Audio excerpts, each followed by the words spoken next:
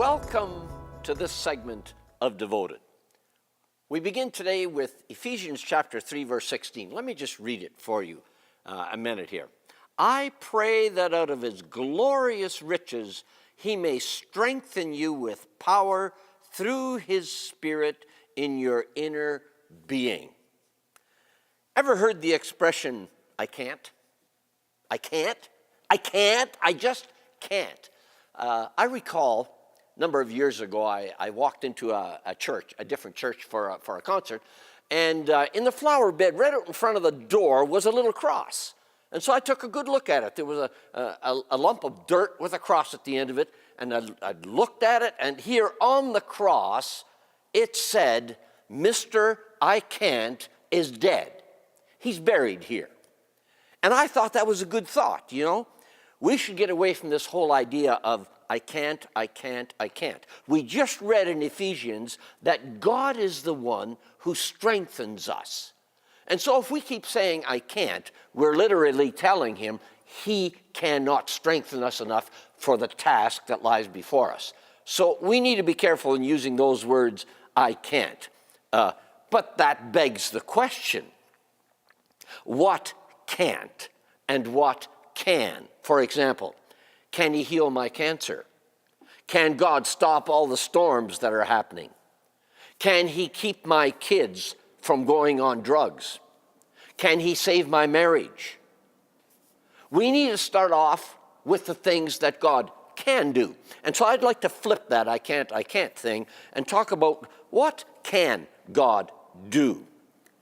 And that begs the question, is there anything too hard for God? And I want to take you to Jeremiah 32, 17 to 27.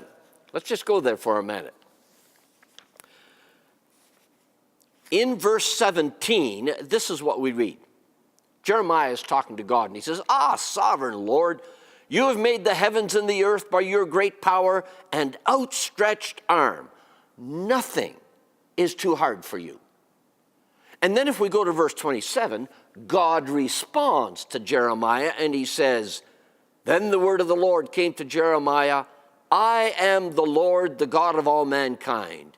Is anything too hard for me? And that begs the question of what do we talk about? Things that are maybe too hard. Well, let's go to the Bible and see what God did, some of the things that God did. I've often been asked the question, can God build a stone big enough that he can't lift? We can walk off into that, but it doesn't take us anywhere. In Genesis chapter 17, we read about Sarah, who was 90 years old, giving birth. In Joshua chapter 10, where Joshua was in a battle, we read about God stopping the sun long enough for Joshua to finish the battle and win it. In Genesis chapter 17, we read about Moses going to a rock to get water out of it because the children of Israel were thirsty. In Luke chapter 1, we read about Mary having a virgin birth when she hadn't been with a man at all. In John chapter 11, we read about Jesus coming and telling them to roll away the stone, and he hollered out for Lazarus to come forth, and he did, wrapped in bands, and they loosed him. In Daniel chapter 6, he kept Daniel safe in the lion's den because he had prayed, and it was against the law of the king. God can. Is anything too hard for him? I don't think so. I remember, too, when I mentioned that I joined the Messengers Quartet. Well, I had been a teacher, so when I joined the Messengers Quartet, I took a 2/3 cut in pay. You know what? We survived as a family. We had 3 children at that time. We survived very nicely as a family on that 3rd pay that we had received. Let me give you a personal illustration. When I was pastoring in Calgary, our church had really grown by leaps and bounds, and so we planted another church in Calgary. But because now they were smaller, there was no room for 2 pastors. And so I was left out in the cold, and I thought to myself, what in the world am I going to do? While I was waiting on the Lord prior to leaving the church, I got a call from another church in British Columbia. At the same time, I got a call from a camp in Ontario to come and do a week of ministry. And at the same time, I accepted the call to BC, but had to sell the house and buy one in British Columbia. So here's the story. The day that we were moving our furniture out of the house that had not been sold yet into a moving van to go to BC while we went to Ontario to do the camp work, the lawyer came up to our house and we signed the papers selling the house. And the truck was already half loaded. Is anything too hard for God? I think not.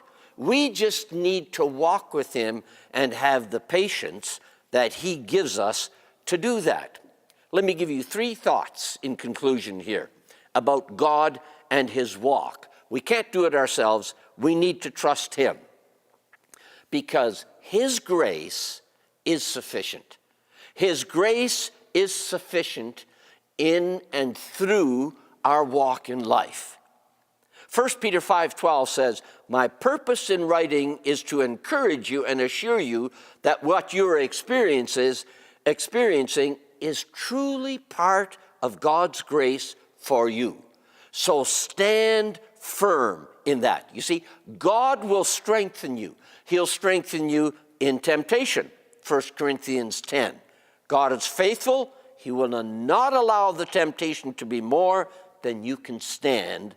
When you are tempted, he will show you a way out so that you can endure. Now, that way out simply means that you may have to turn the channel, you may have to walk out the door, you may have to change the way that you're thinking. But there is a way out with God. Secondly, God's grace can sustain you when you're tired and exhausted. When you say to yourself, I can't take another step, I can't do this. Remember we said that at the beginning? Well, 2 Corinthians tells us it is God who enables us, along with you, to stand firm for Christ. He has commissioned us, and he has identified us as his own by placing the Holy Spirit in our hearts. And thirdly, God's grace sustains us when we're troubled. You see, life is full of unplanned things, unrelenting things, undeserved things, and often they hurt. But in Isaiah chapter 41:10 it says, "Don't worry, because I am with you. Don't be afraid, because I am your God. I'll make you strong and will help you. I'll support you with my right hand that saves you." Is anything too hard for God? The obvious answer, my friend, is no. Nothing is too hard for God. That's what Jeremiah told us. But we need to let him do what he does best and not try and do that. And he lets us do what we do best. And so we take God's strength, we work in that strength, and we claim it for our lives, even when times are difficult for us. God bless you real good as you walk with him and in his strength and power.